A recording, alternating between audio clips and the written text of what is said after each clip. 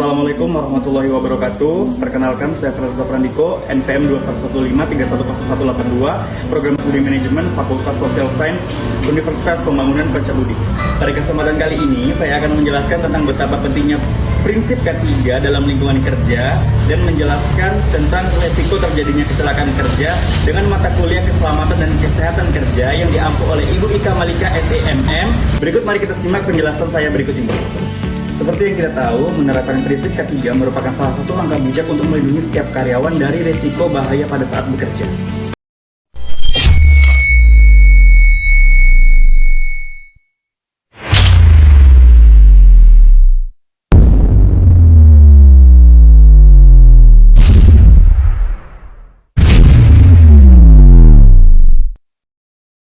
Baik, di sini saya akan menjelaskan tentang faktor-faktor apa saja yang memicu resiko terjadinya kecelakaan kerja. Yang pertama itu ada faktor manusia, di mana manusia itu sendiri seringkali lalai, tidak memakai alat pelindung diri terutama, dan sering mengabaikan keselamatan dan kesehatan kerja.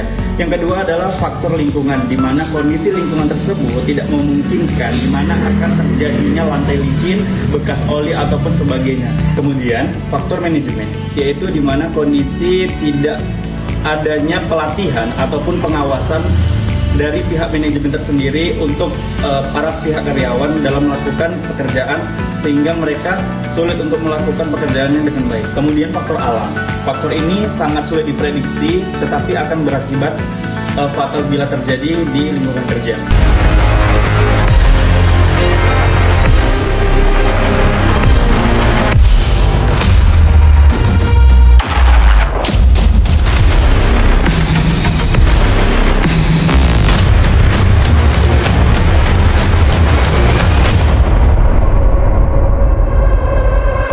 Berikut saya akan menjelaskan tentang beberapa contoh resiko kecelakaan kerja. Yang pertama, resiko kecelakaan kerja terjadi karena manusia itu tersendiri, di mana manusia tersebut melepas alat pelindung dirinya agar terasa lebih ringan.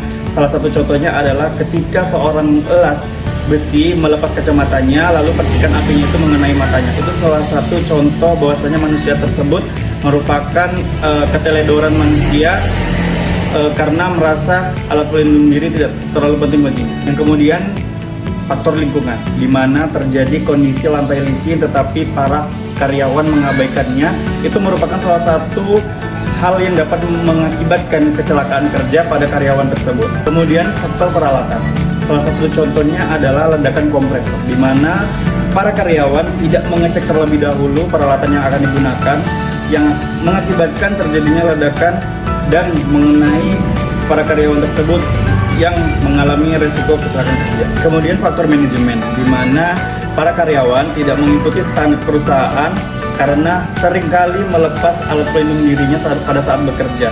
Ini merupakan salah satu contoh yang salah, teman-teman, karena para karyawan tersebut membahayakan nyawa mereka tersendiri. Yang kemudian faktor alam. Faktor alam ini merupakan salah satunya longsor di daerah pertambangan. Ini merupakan salah satu bahwasannya alam tidak dapat diprediksi kapanpun dan dimanapun, bahwasannya berpotensi untuk terjadinya resiko kecelakaan kerja. Ini merupakan salah satu contoh menerapkan prinsip K3, di mana menggunakan alat pelindung diri yang berupa helm dan rompi. Ini merupakan salah satu bentuk kepedulian terhadap diri kita. Mari sama-sama kita melindungi diri kita dari resiko kecelakaan kerja.